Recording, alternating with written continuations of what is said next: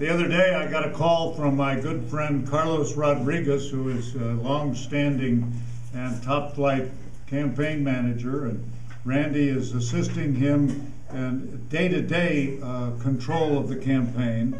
And Carlos said, I want you to come down from the Sacramento area and be part of the most important state Senate district race in California.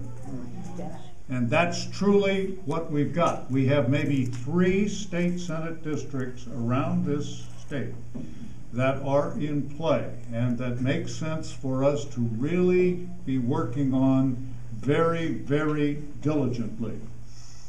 And I really hadn't had a chance to meet and talk with and get to know Lucille earlier. But I am very, very impressed with her, with what she stands for, with the experience that she's had, what she brings to the table as a candidate. You folks are very fortunate.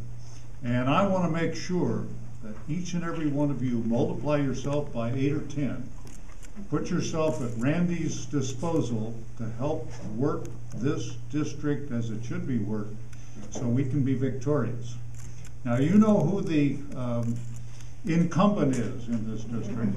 Oh, we like to say the current officer. And he is a tax pledge breaker. He is a tax increaser.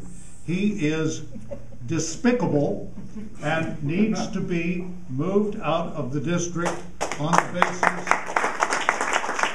what he has done against the interests of taxpayers in this part of our fair state and throughout the state, because every single state senator, every single assembly person, as you know, votes and influences the outcome for all of us everywhere in the state.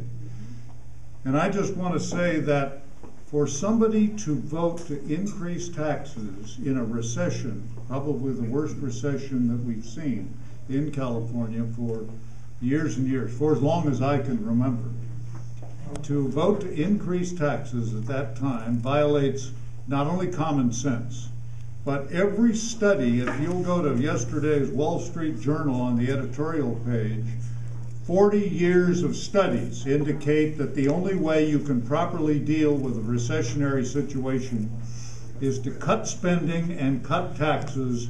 The worst thing you can do is to increase taxes because it elongates the recessionary situation.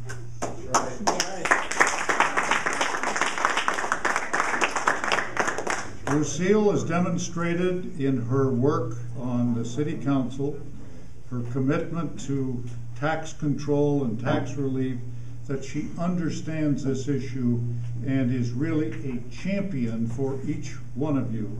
I was particularly impressed. I happen to have one son who is a public school teacher, and I have seen her commitment here to change the proportion within our school budget. Right now, if you happen to know this fact, it's a shocking fact. Of all the money we spend, about $50 billion of state money every year on public schools in California, only about 42 or 43 cents out of every dollar actually gets into the classroom where it pays the teacher and helps things. And Lucille has made a commitment to make sure that at least 75 cents of each of the dollars get through into the classroom where they belong.